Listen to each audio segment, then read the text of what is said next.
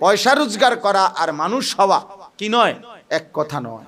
এই জন্য আমি বললাম সবার কাছে, ছেলেরা বাবারা, তোমার কদর তুমি বুঝো, তোমার মূল্য তুমি বুঝো, নিজেকে শিখো, নিজেকে চিনো। তোমাকে যদি তুমি না চিনো, এই পৃথিবীর কারো হাতে সময় নাই তোমাকে নিয়ে ব্যস্ত হবার। সবাই ব্যস্ত, সবার কাম আছে, বাবারও ব্যস্ততা আছে, মায়েরও ব্যস্ততা আছে। বাবাও একদিন মরে যাবে, মাও একদিন মরে যাবে। কার হাতে কত সময়? একবার বলছে, নয়তো 10 বার বলছে, নয়তো 100 বার বলছে, নয়তো 1000 বার বলছে। এক সময় মা বাবাও বিরক্ত হয়, যা পিছা দিয়া ফিট, অজাত মানুষ হইতো না, আর বাদ দে। এই তো তোমারে তো ফেলে দিল, কিন্তু তুমি যে পচা গেলা, নষ্ট হয়ে গেলা, এরপরে আর কে মনে রাখবে? এই জন্য কেউ যদি নিজেকে নিজে না বুঝে, এটা তার জীবনের অনেক বড় ব্যর্থতা। আপনারা আরেকজন আলগি দিয়ে ধরিব, জোনায়েদ বাগদাদি বানাই দিব, এত টাইম আছে কা? আপনারা আরেকজনে আব্দুল কাদের জিলানি বানাই দিব, বেটার সময় কো? ওনার কাম আছে না? হ্যাঁ, আমরা যেমন নিজেরা ওয়াজ করি, এই ওয়াজ মাহফিলের পরে আগে পিছে কত মানুষ দেখা করতে চায়, কথা বলতে চায়, কিন্তু বিরক্ত লাগে, শরীরে কুলাইতারি না। আমি কি প্লাস্টিক নি? কথা বোঝেন নাই? আমি তো রাবারের তৈরি না। তাইলে যখন যেটুকু সম্ভব হয় বলার, এটুকুই আমরা বলি। কিন্তু এভাবে যদি জনে জনে এই হাজার হাজার মানুষের আলাদা আলাদা প্রত্যেকের ব্যক্তিগত কথাবার্তা শুনতে হয়, কাহিনী শুনতে হয়, তো চলবে কেমনে জীবন? বিশ্রাম কোথায়? দুনিয়ার সব মানুষ ব্যস্ত বাবা। অতএব আজকে আমি গুরুত্ব দিলাম, আমাকেই আমার ভালো মন্দ ভাবতে হবে। আমাকে আল্লাহ তাআলা আকল দিয়েছেন, বুদ্ধি বিবেক দিয়েছেন, নষ্ট হলে চলবে না। আমার উস্তাদ ছিলেন, এখনো আছেন, হযরত মাওলানা মুস্তাফা মাহমুদি, আমার একজন উস্তাদের নাম। আমি যার কাছে মুসলিম সানি পড়ছি, হুজুর সব সময় বলতেন, যে না বুঝে মনে মনে তারে বুঝায় কোন জনে। যে না বুঝে মনে মনে তারে বুঝায় কোন জনে। মানে তুমি যদি তোমার কথা না বুঝো, তোমার ভালো না বুঝো, তোমার কল্যাণ যদি তুমি না বুঝো, তো তোমার আর বুঝাবে কে? একজন বলতে না পারবে, কিন্তু তোমার ভিতরে যদি বুদ্ধি বিবেক আকল না থাকে, তো কে কারে আলগি দিয়ে রাখবে? আমার একজন বাবা কি 24 ঘন্টা তার 14 বছরের বাচ্চাটাকে, 16 বছরের ছেলেটাকে উনি কান্দে করে লই আটবো? তাহলে তুমি যদি নষ্ট হয়ে যাও, তো এরপরে বাফতো একদিন, আমার আব্বা আজকে 10 বছর আব্বা ইন্তেকাল করছেন, তো এখন আর আমার আব্বার কিছু করার আছে আমার জন্য? উনি তো উনার কবরে চলে গেছেন। আমার ভালো আমার মন্দ আমাকেই ভাবতে হবে, আমাকেই বুঝতে হবে। এই জন্য চলো ভাই, আবারও বলছি, নিজেদের তরবিয়ত, ওযু শিখো, নামাজ শিখো, সূরা কেরাত শিখো, পাক নাফাক কি, হালাল হারাম কি, জায়েজ না জায়েজ কি, চরিত্রের পবিত্রতা মানে কি, শরীরের পবিত্রতা মানে কি, গুনাহ কবিরা গুনাহগুলো কি কি, এগুলা জানা দরকার, বেঁচে থাকার চেষ্টা করা দরকার। কেন মিথ্যা বলবা? কেন নারী দেখবা? মোবাইলের ছবি দেখে কি হবে?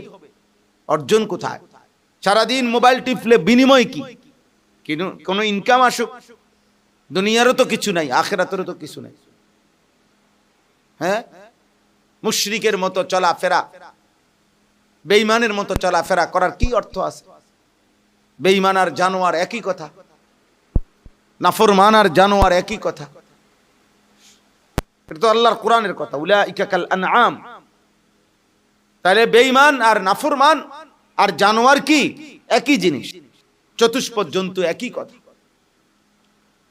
এই জন্য আজকে আমরা সমস্ত তালিবে ইলম, মাদ্রাসার হও স্কুলের হও, সবাইকে বললাম, তুমি মুসলমান, তোমার আল্লাহ আছে, তোমার রাসূল আছে, তোমার কিতাব কোরআন, তোমার ধর্ম ইসলাম। তুমি ফকির না, তুমি কাপুরুষ না, কোন ইহুদি, কোন খ্রিস্টান, কোন ফুটবল খেলোয়াড়, কোন ক্রিকেট খেলোয়াড়, কোন সিনেমার নর্তকী, কোন টিকটকের নর্তকী তোমারে সাজাবে কেন? তোমার জীবন চলার জন্য চুল, চেহারা, পোশাক, জামা, পোশাক, গেঞ্জি, চলা ফেরা ওরা ঠিক করে দিবে কেন? তুমি কাপুরুষ বেটা, তুমি দুর্বল বেটা, কমজোর তুমি। তুমি কি নিলা এটা? একটা ফুটবল খেলোয়াড়ের থেকে মানুষ আদর্শ নেয়, একটা ক্রিকেট খেলোয়াড় থেকে মানুষ আদর্শ নেয়, যার জিন্দিগি খেলা, যার জীবনটাই খেলাধুলা। তো খেলাধুলা বুঝি একটা জীবন হয় মানুষের? হ্যাঁ, আমি তো অনেকরে জিজ্ঞাসা করছি খেলোয়াড় কেমনে তারকা হয়? হে যে খেলে সারাদিন, মানুষ তো একটা ছোট বাচ্চাও তো হাসবে যে দিন রাত খেলাধুলা করে। দিন রাত খেলাধুলা করা এটা বুঝি একটা কথা হইলো? হ্যাঁ, বিনোদন, শারীরিক একটু ক্লান্তি অথবা মানসিক প্রশান্তির জন্য হালাল বৈধ কোন ছোটখাটো খেলাধুলা ইসলামের মধ্যে অনুমতি আছে, কিন্তু জিন্দেগি খেলা এটা কি? যে হে আমার জাতি, তোমরা বলো তো, যিনি আমাকে সৃষ্টি করেছেন আমি তার ইবাদত কেন করব না? সৃষ্টিকর্তার ইবাদত করব না কেন? যিনি বানাইলেন আমি তো তারই গোলামি করব। ওয়া ইলাইহি তুরজাউন, তদুপরি আমাকে তো তার কাছেই ফিরে যেতে হবে। একে তো আমার সৃষ্টিকর্তা তিনি, তা আমি তার ইবাদত করাই উচিত। আবার আমাকে মৃত্যুর মাধ্যমে তার কাছেই ফেরত যাইতে হবে, সবাইকে, তোমাদেরকেও। তাইলে যুক্তিতে এটাই বলে, ঘুরে ফিরে যার কাছেই আমরা বাধ্যতামূলক ফিরব তাকেই মেনে নাও, তাকেই মেনে নাও। এই জন্য সব সময় তাফসীরের মধ্যে আছে, যেই কোনো পাপী যারা নাফরমান, সমস্ত কাফের, মুশরিক, বেঈমান, পাপী, ওরা মূর্খ, জাহেল। কুল্লু মান আসাল্লাহ ফাহুয়া জাহেল। কেন জাহেল? কারণ এতটুকু দিমাগ যার নাই যে আমাকে নিশ্চিত আল্লাহর কাছে ফিরতে হবে, তা আমি তার বিরোধিতা করব কেন? আমাকে নিশ্চিত মৃত্যুবরণ করতেই হবে, আযাবের মুখোমুখি হতেই হবে, আমি খামখেয়ালি কেন করব? আমি খামখেয়ালি কইরা কৌশল করে যদি, যে ঠিক আছে গরিব মানুষ টাকা নাই, ধনী লোকের টাকা আছে, টাকা খরচ করে সে কবর থেকে বেঁচে যাবে, মৃত্যু থেকে বেঁচে যাবে, এমন সিস্টেমই যেহেতু নাই, ধনী গরিব বরাবর, সুখী দুঃখী বরাবর, বিল্ডিং কুড়ে ঘর বরাবর, সবাই বরাবর, ইমানদার মুশরিক সবার জন্যই বরাবর, এটাই যদি হয় বাস্তবতা, তা তাইলে আল্লাহ থেকে লুকানের কি আছে? ইবাদত থেকে ছুটে যাওয়ার কি আছে? যেহেতু আমার এটা ছাড়া বিকল্প তো সিস্টেম নাই, সুরত নাই। যাই হোক, তাহলে বলার উদ্দেশ্য হলো একজন মাত্র, 3 জন রাসূলের দাওয়াতে ইমানদার হইছে কয়জন? একজন। তাহলে বোঝা গেল ওনারা একজন মানুষ মুমিন হইছে, ইমানদার হয়েছে। আল্লাহ তাআলা তাদের ঘটনাও কোরআনুল কারীমের মধ্যে উল্লেখ করছে। তাইলে সংখ্যা সফলতা কিংবা ব্যর্থতার মাপকাঠি নয়, দ্বীনের ব্যাপারে কতজন, এটা কোনো কথা না, এটা কোনো কথা না। যিনি এতক্ষণ পর্যন্ত হযরত মাওলানা মুফতি মুজিবুর রহমান সাহেব নামাজের মশক করাইছেন, তোমরা যারা মাদ্রাসার তালিব ইলম, তোমরাও এখানে বসা উচিত ছিল। উনি বাংলাদেশের একজন প্রতিষ্ঠিত বুজুর্গ, মুসাল্লাম, সর্বজন স্বীকৃত আল্লাহওয়ালা, এবং এই নামাজের মশক বছরের পর বছর ওনারা করান, শত শত মানুষকে নামাজ শেখান। তোমরা ছেলেরাও বসা দরকার ছিল, ঘুরলা গারলা, হয়তো খামখেয়ালি করলা, অনেকেই খামখেয়ালি করলেন। এই আধা ঘন্টার নামাজ শেখা আপনার 70 বছরের পুঁজি, 90 বছরের পুঁজি। পৃথিবীর সবগুলো হাদিসের কিতাব একসাথে পইরা যদি বাইটটাও কেউ খায়, বড়ি বানাইয়া, এর পরেও 2 রাকাত নামাজ সুন্নাত মোতাবেক সহি শুদ্ধভাবে পড়ার জন্য কোন আল্লাহওয়ালার কাছে সচক্ষে সরাসরি যদি না শিখে জীবনও পারবেন, কোনোদিনও না। সব কিতাবের কিতাবুস সালাত যদি বাইটটাও খায়, বইয়ের পাতা আর সচক্ষের শিখা ভিন্নতা আছে। এজন্য বিশেষ করে নামাজের বেলায় নবীজি বলছেন, সাল্লু কামা রাআইতুমুনি উসাল্লি, আমি তোমাদেরকে যেভাবে বলেছি এভাবে নামাজ পড়ো না। নবী সাল্লাল্লাহু আলাইহি সাল্লাম বললেন, আমি তোমাদেরকে দেখাইলাম, এবার তোমরা আমাকে যেভাবে দেখেছো এভাবে নামাজ পড়ো। তাহলে নামাজ দেখতে হয়, নামাজ দেখে দেখে শিখতে হয়। এজন্য নবী এটা বলছে।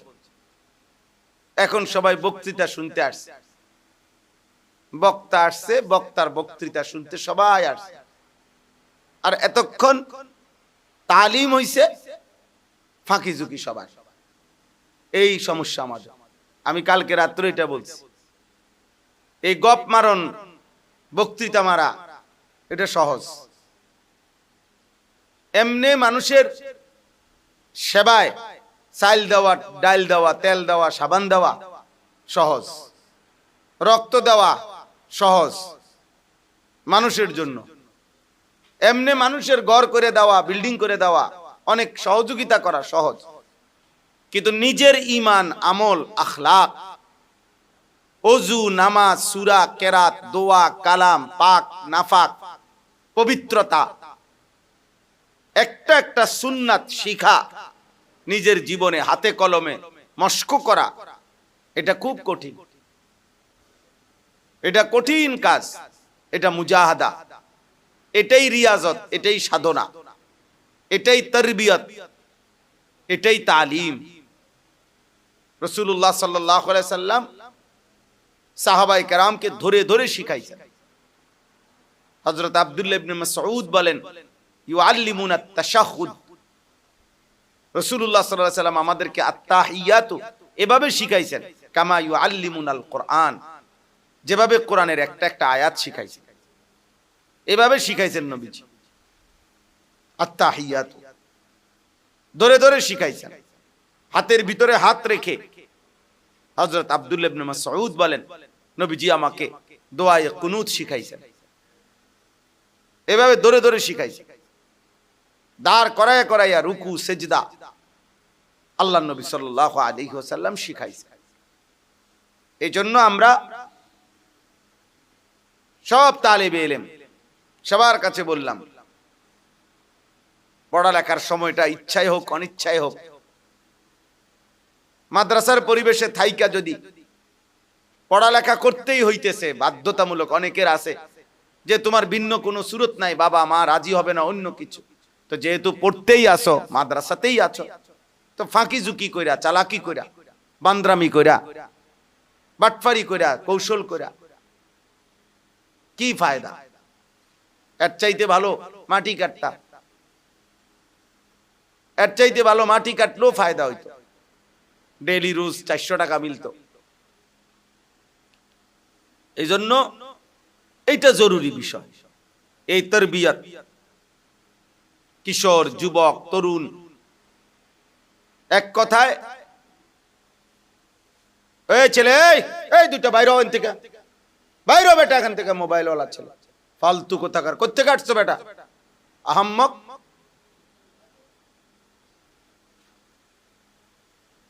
বাইরে ফালতু কোথাকার, আইসাই একটা মোবাইল তুলে বইছে।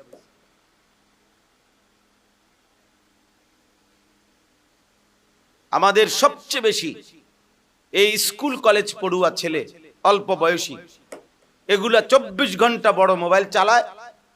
এদের এই অসভ্যতার কারণে আমাদের মাদ্রাসার ছেলেগুলোর রাখতে কষ্ট হয়। পাগলা নেশার মতো, কুত্তার মতো হইয়া থাকে ছেলেরা, যে যেমনে হোক বাড়ির যাইয়া, যেভাবে হোক, চুরি করে হোক, ডাকাতি করে হোক, মোবাইল চালাবে, মোবাইল দেখবে। কারণ ওই যে দেখে তার আশেপাশে তার বয়সী সব মোবাইল টিপতেছে, ফলে মাদ্রাসার ছাত্রটারে বুঝাইয়া রাখা কঠিন হয়ে যায়। মার মোবাইল, বাপের মোবাইল, যেমনি হোক চুরি করে হইল, কারণ ওদের তো কোনো কি নাই, পিছু টান নাই। ওদের তো পড়া পারিলে হইল, ক্লাসে পড়া দিছে, ভবিষ্যতে পয়সা রোজগার করবে, খালাস। কিন্তু আমাদের স্বপ্ন তো হইল আখিরাত পর্যন্ত।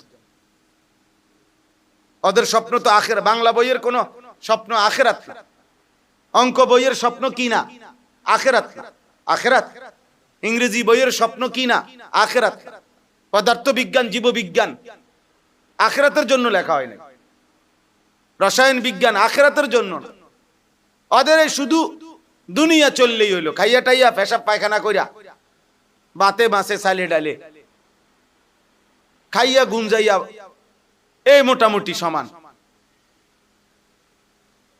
কিন্তু আমাদের তো আখিরাত সামনে,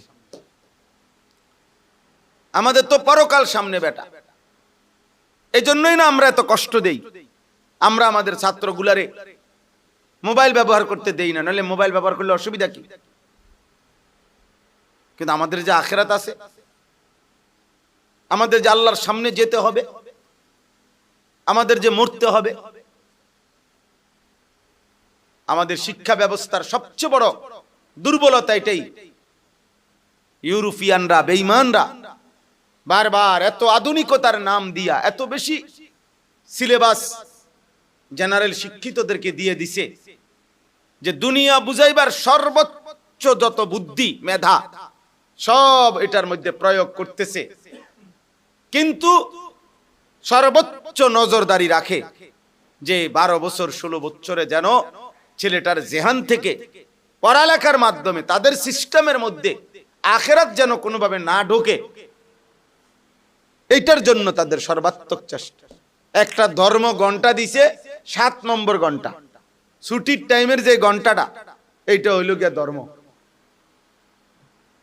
ধর্ম শিক্ষার ঘন্টা। স্কুলে দেখেন, খবর লন, এই সময় এর ছুটির টাইম শেষ ঘন্টা। এটা মানে এতে যাতে কোনোভাবে কি না শিখে, আখিরাত বেশি যাতে না বোঝে। আবার এটার মধ্যে আবার একটা লাগাইছে ধর্ম ও নৈতিক শিক্ষা, মানে ধর্ম একটা আলাদা, নৈতিক একটা আলাদা। তো ধর্মের শিক্ষা নৈতিক শিক্ষা যদি না হয়, তো নৈতিক শিক্ষা আলাদা কি, ধর্ম শিক্ষা আলাদা কি? ধর্মই তো নৈতিকতা। ইসলামের চাইতে বেশি নীতি, নৈতিকতা, আদব, আখলাক আর কোথায় আছে? তো এটার লগে আবার হেটা লাগাইলেন কা? হ্যাঁ, বাংলাও নৈতিক শিক্ষা লাগাইতেলেন না, ইংরেজিও নৈতিক শিক্ষা মিলাইতেলেন না। চালাক, কৌশলী। ধর্ম বিষয়ের কোনো কি নাই, গুরুত্ব আরোপ নাই। এটা কোচিং হয় না, না পরীক্ষায় এত সাফ নাই। কোন রকম 30টা বা 50টা মৌখিক প্রশ্নের উত্তর। আমাদের সৃষ্টিকর্তার নাম কি? আল্লাহ। আমাদের নবীর নাম কি?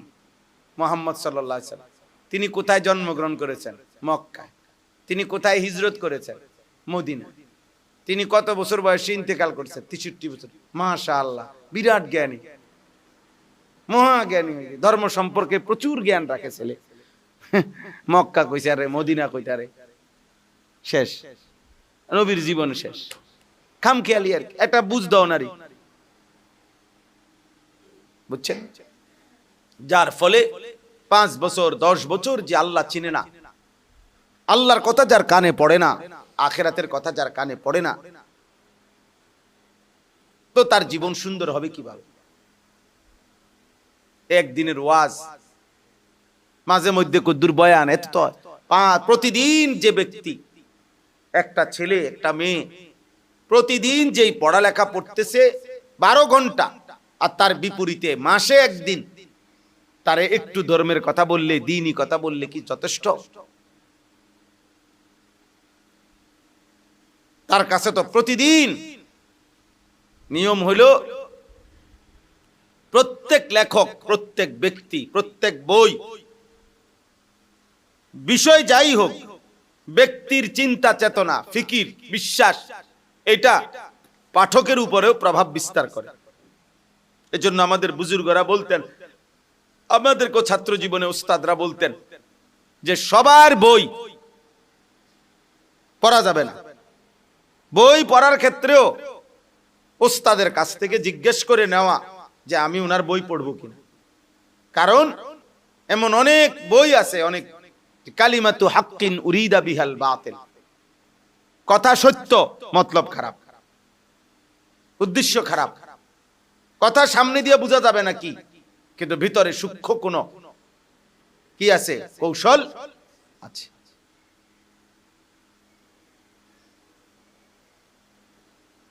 এই জন্য বললাম আমরা বেশি বিপদে আছি। এটা আমাদের তালেব ইলম গুলো কওমি মাদ্রাসার ছেলেদেরকে ইদানিং নিয়ন্ত্রণে রাখা কঠিন হয়ে যাইতেছে।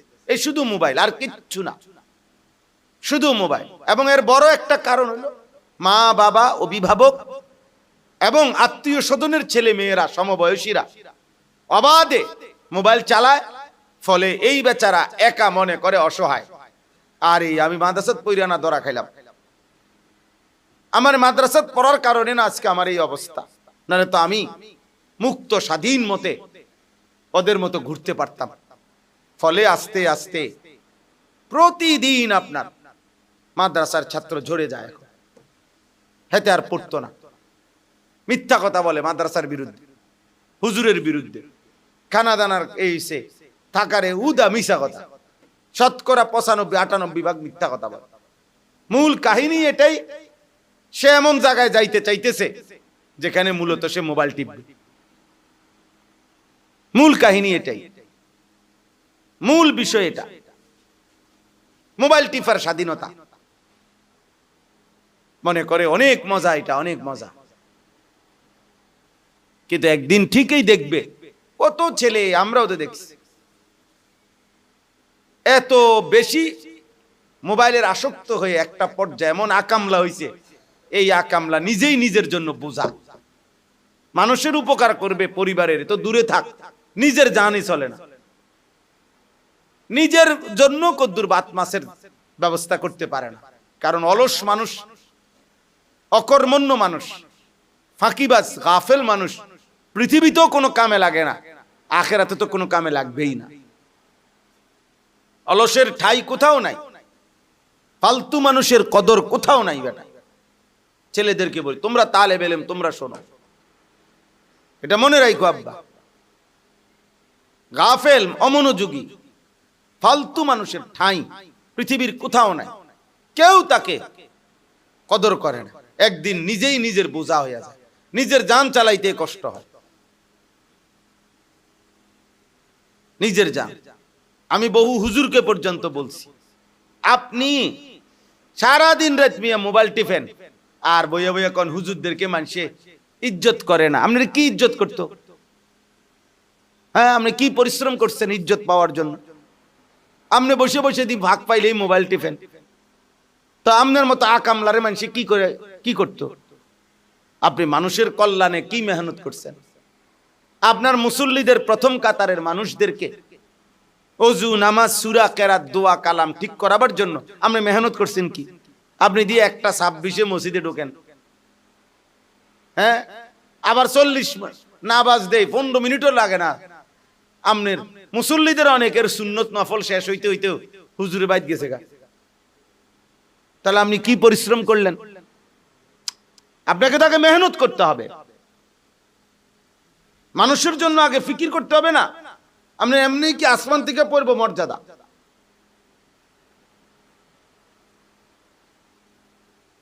আল্লাহ নবী সাল্লাল্লাহু আলাইহি ওয়াসাল্লাম বলেন, আজরুকুম আলা কদরে নুসুবিকুম, তোমাদের পরিশ্রম অনুপাতে তোমাদের উজরত আল্লাহর পক্ষ থেকে বিনিময়। হাদিস এটা। নবীজিকে আল্লাহ বলছে, ফাইজা ফারাগতা ফানসাব, সারাদিন আপনি উম্মতের কাজ করে, মানুষের যত কাজ, দাওয়াত, তাবলীগ, তালিম, তাজকিয়া, জিহাদ সব করে যখন রাত্রিবেলা অবসর হবেন, তো পুনরায় আবার আমি আল্লাহর জিকির, তেলাওয়াত, তাহাজ্জুদ, দোয়া, কান্নাকাটিতে পরিশ্রম করবেন। ফানসাব অর্থ অবসর নাই। নবীজিকে যেখানে অবসর দেয় নাই, আপনার আমার কি অবসর? আবার কুমিল লাইলা ইল্লা কালিলা, আল্লাহ নবীকে বলছে রাত্রিটা আপনি জাগেন, হ্যাঁ একটু সময় বাদে কিছু সময় বিশ্রাম করবেন, বাকি মূল টার্গেট রাখবেন যে রাত জাগতে হবে। কুমিল লাইলা এটা আগে, ইল্লা কালিলা পরে, হ্যাঁ একটু বাদ দেন, সারা রাত না, কিছু সময় আপনি বিশ্রাম করবেন। কিছু সময় কতক্ষণ? নিসফাহু, কখনো অর্ধেক রাত, আবিন কুসমিনহু, কখনো তার চাইতে কম, 1/3 আও জিদ আলাইহি, কখনো 3/2 ভাগ, কিছু অংশ এরকম বিশ্রাম করবেন, কিন্তু সারা রাত নয়। তাহলে নবী সাল্লাল্লাহু আলাইহি সাল্লাম সারা দিন, ইন্না লাকা ফিন নাহারি সাবহান তাওয়িলা, সারা দিন নবী ব্যস্ত থাকতেন। আবারও রাত্রে বলছেন তবুও আপনি সারা রাত ঘুমাবেন না, কিছু সময় ঘুমাবেন, বিশ্রাম করবেন, বাকি রাত জাগবেন, বাকি রাত জাগবেন। ইন্না রাব্বাকা ইয়ালামু আন্নাকা তাকুমু আদনা মিন সুলুসাইল লাইল ওয়া নিসফা। এজন্য ভাইয়া আমরা প্রত্যেকের আমাদের জীবন গঠন, তারবিয়ত, নিজেকে গড়ে তোলা জরুরি। ছেলেদেরকে বলি, বাবাদেরকে বলি, এ যে কয়জন তোমরা জেনারেল ছেলে 5 জন হও, 1 জন হও, তোমাদেরকেও বলি, আমি কালকে রাত্রেও বলছি, আগাছা এর জন্য কোনো পরিচর্যা করতে হয় না, এমনিই ওঠে। কিন্তু গাছ এটার জন্য পরিচর্যা করতে হয়,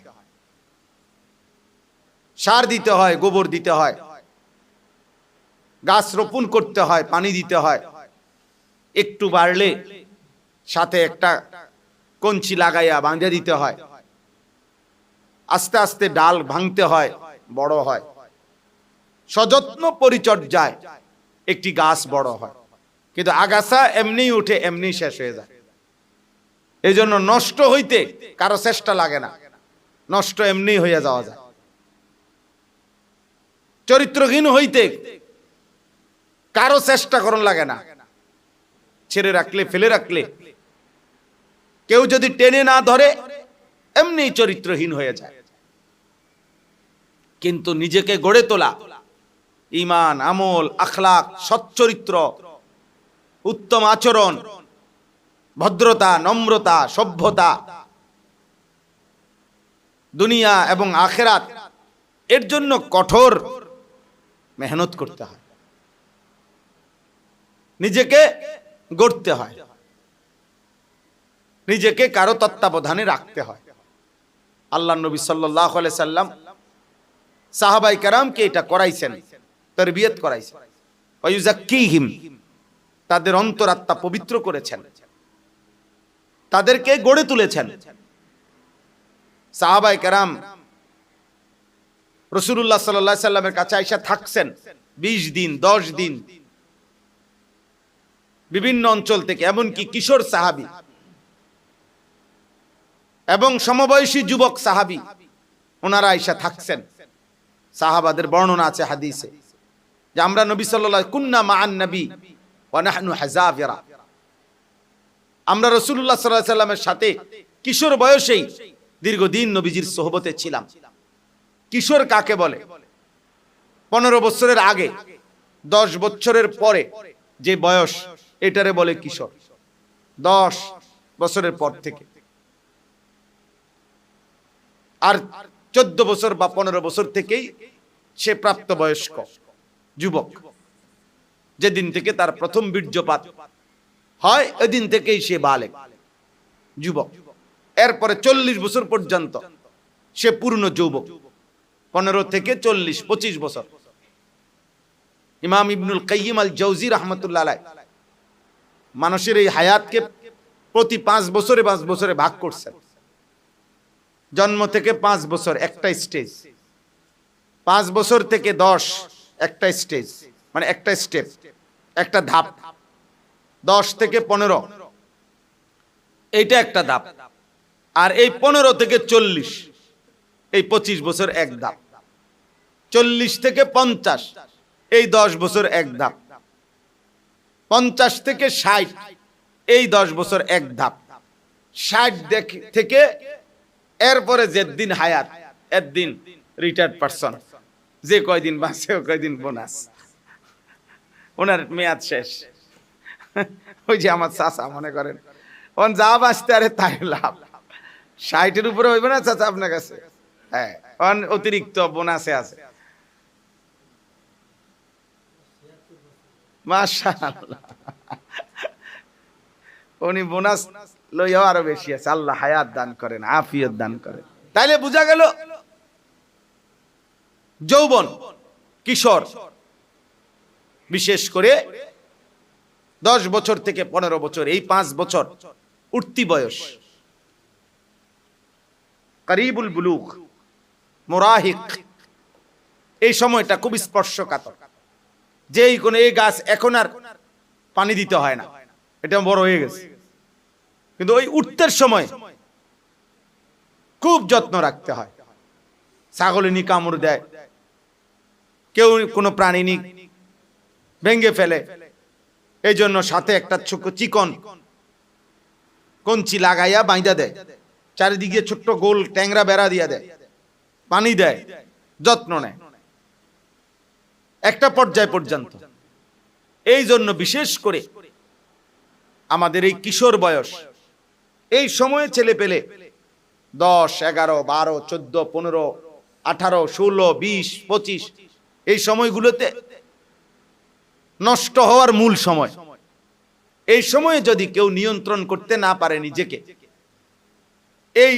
এই গাছটিকে না, এই চরিত্রহীন হয়ে যায়, নষ্ট হয়ে যায়, পথহারা হয়ে যায়। পরে দেখা গেছে উপার্জন করে হয়তো, কারণ স্বপ্ন আছে বিয়া করবে, সংসার চালাইতে হবে, তো পয়সা রোজগার করে অনেকে, কিন্তু পয়সা রোজগার করা আর মানুষ হওয়া এক কথা না। পয়সা তো সুড্ডা খাইতেও কামাই করে, বুঝেন না? পয়সা তো কি চরিত্রহীন মানুষও কি করতে পারে, পয়সা রোজগার করতে পারে। কত নারী নিজের রূপ যৌবন, নাটক, সিনেমা, অভিনয়, নাচ, গান, আরো জঘন্য পেশার মাধ্যমেও, যেটা সমাজের মানুষের পৃথিবীর কাছে ঘৃণিত, এমন নিকৃষ্ট পেশার মাধ্যমেও তো অনেকে রোজগার করে। তো এটা কি মানুষ হইল? তাহলে মানুষ হওয়া আর রোজগার করা এক কথা না। রোজগার হয়তো শিখছে, ইলেকট্রিকের কাম শিক্ষা লইছে, স্যানিটারির কাজ শিক্ষা লইছে, অটো চালানি শিখছে, সিএনজি চালানি শিখছে, এক বেলা পয়সা কামাই করে গাড়ি চালায়, আরেক বেলায় গাঁজা খায়, আরেক বেলায় জুয়া খেলে, আরেক বেলায় মদের আড্ডায় গিয়ে আড্ডা দেয়। অসুবিধা কি? পয়সা তো ইনকাম করতেছে। তাহলে পয়সা রোজগার করা আর মানুষ হওয়া কি নয়? এক কথা নয়, এক কথা না। এই জন্য আমি বললাম সবার কাছে, ছেলেরা, বাবারা, তোমার কদর তুমি বোঝো, তোমার মূল্য তুমি বোঝো, নিজেকে শিখো, নিজেকে চেনো। তোমাকে যদি তুমি না চেনো, এই পৃথিবীর কারো হাতে সময় নাই তোমাকে নিয়ে ব্যস্ত হবার। সবাই ব্যস্ত, সবার কাম আছে, বাবারও ব্যস্ততা আছে, মায়েরও ব্যস্ততা আছে। বাবাও একদিন মরে যাবে, মাও একদিন মরে যাবে। কার হাতে কত সময়? একবার বলছে, নয়তো 10 বার বলছে, নয়তো 100 বার বলছে, নয়তো 1000 বার বলছে। এক সময় মা বাবাও বিরক্ত হয়, যা পিছা দিয়া ফির, অজাত মানুষ হইতো না, আর বাদ দে, এই তো তোমারে তো ফেলে দিল। কিন্তু তুমি যে পয়চা গেলা, নষ্ট হয়ে গেলা, এরপরে আর কে মনে রাখবে? এই জন্য কেউ যদি নিজেকে নিজে না বোঝে, এটা তার জীবনের অনেক বড় ব্যর্থতা। আমনেরা আরেকজন আলগি দিয়ে ধরিব, জোনায়েদ বাগদাদি বানাই দিব, এত টাইম আছে কা? আমনেরা আরেকজনে আব্দুল কাদের জিলানি বানাই দিব, বেটার সময় কো? ওনার কাম আছে না? হ্যাঁ, আমরা যেমন নিজেরা ওয়াজ করি, এই ওয়াজ মাহফিলের পরে আগে পিছে কত মানুষ দেখা করতে চায়, কথা বলতে চায়, কিন্তু বিরক্ত লাগে, শরীরে কুলাইতারি না। আমি কি প্লাস্টিক নি? কথা বোঝেন না? আমি তো রাবারের তৈরি না, তাইলে তাহলে যখন যেটুকু সম্ভব হয় বলার এটুকুই আমরা বলি। কিন্তু এভাবে যদি জনে জনে এই হাজার হাজার মানুষের আলাদা আলাদা প্রত্যেকের ব্যক্তিগত কথাবার্তা শুনতে হয়, কাহিনী শুনতে হয়, তো চলবে কেমনে জীবন? বিশ্রাম কোথায়?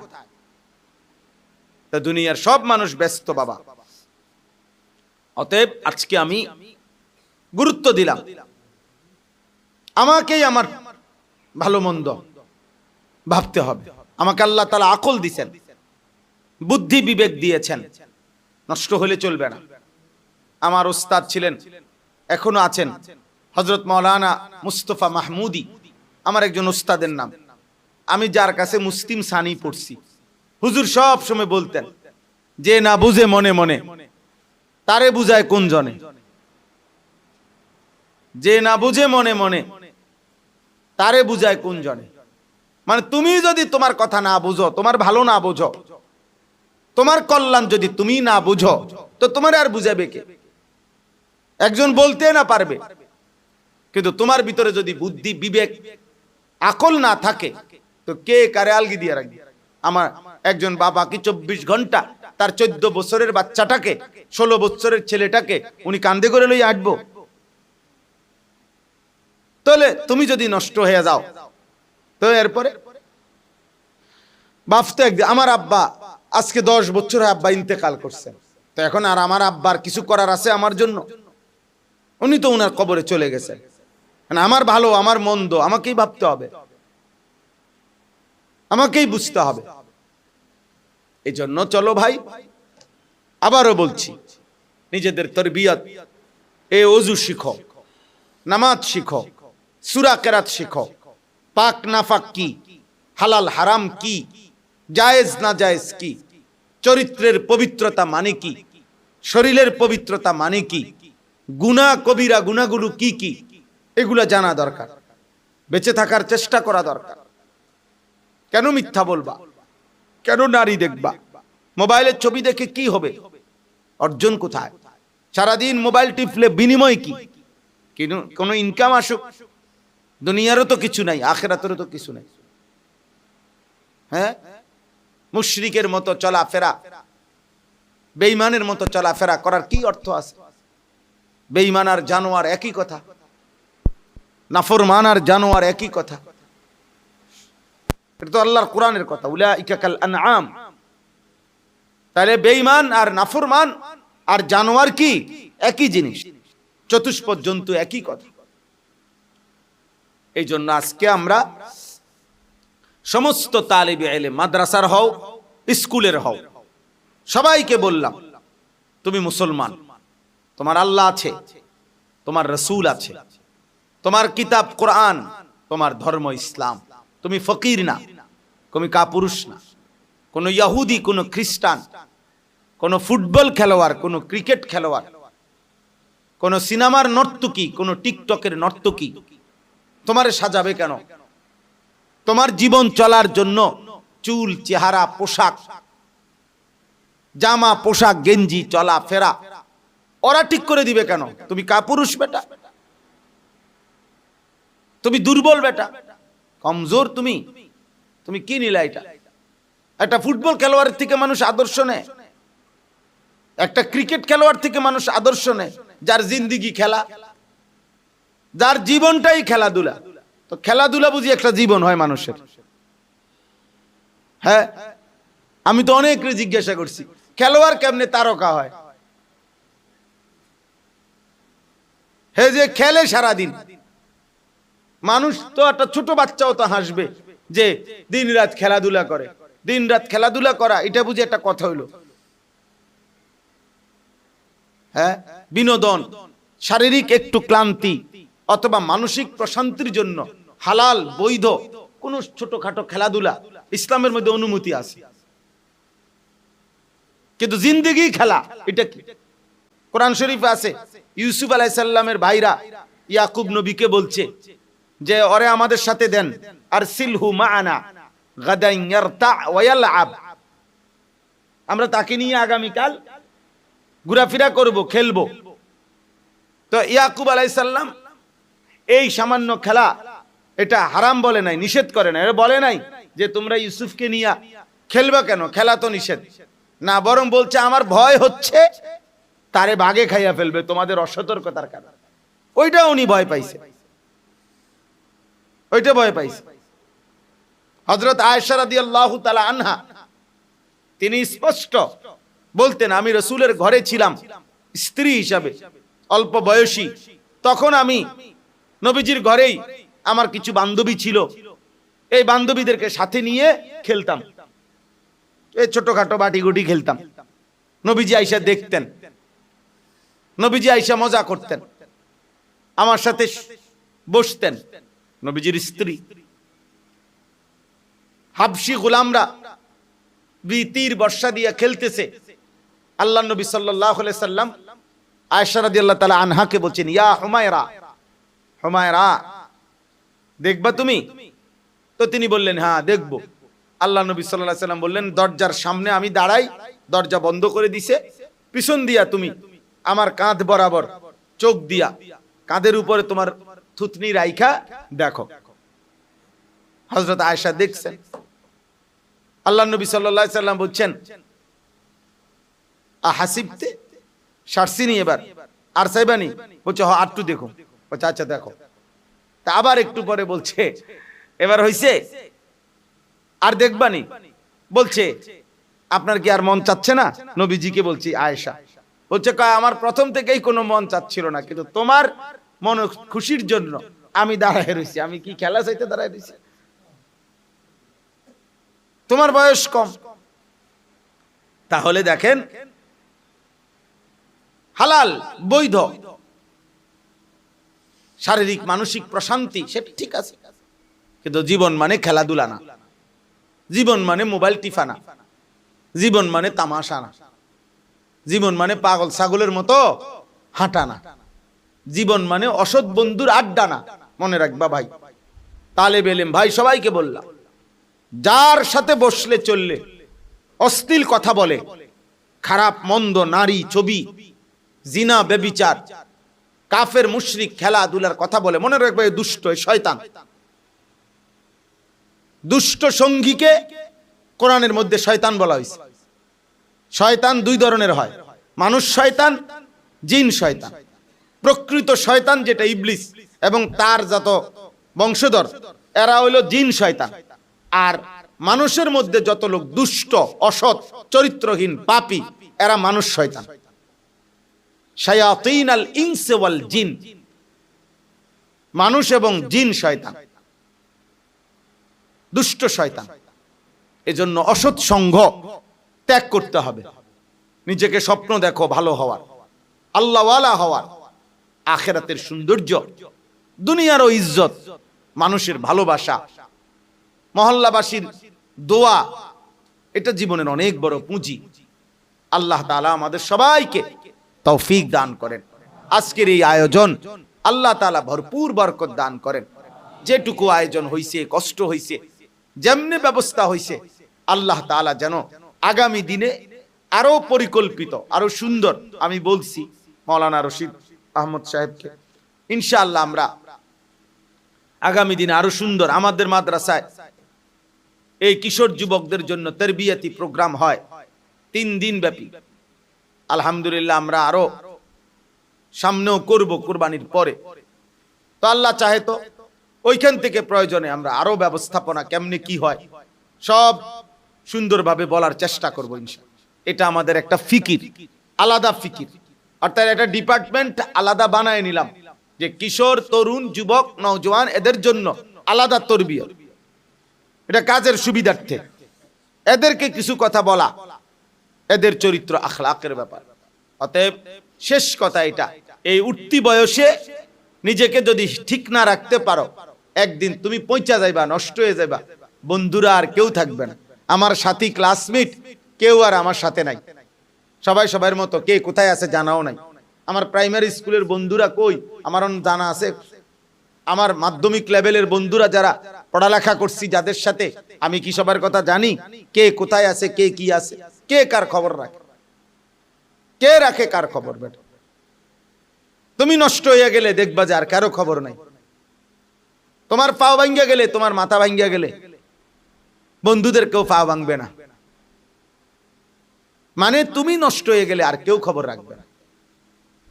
এজন্য চারিপাশের এই গুনার পরিবেশে কোনোভাবে প্রভাবিত হবা না। চারিদিকের মানুষ পাপ করুক, আগুন নিয়ে সবাই খেলুক, আমি আগুন ধরবো না। আল্লাহ তাআলা তৌফিক দান করেন, আল্লাহ তাআলা এই মজমা কবুল করে নেন, এই ফিকির আগামী দিনে আরো সুন্দর ইন্তজাম করার তৌফিক দান করেন। আলহামদুলিল্লাহি রাব্বিল আলামিন।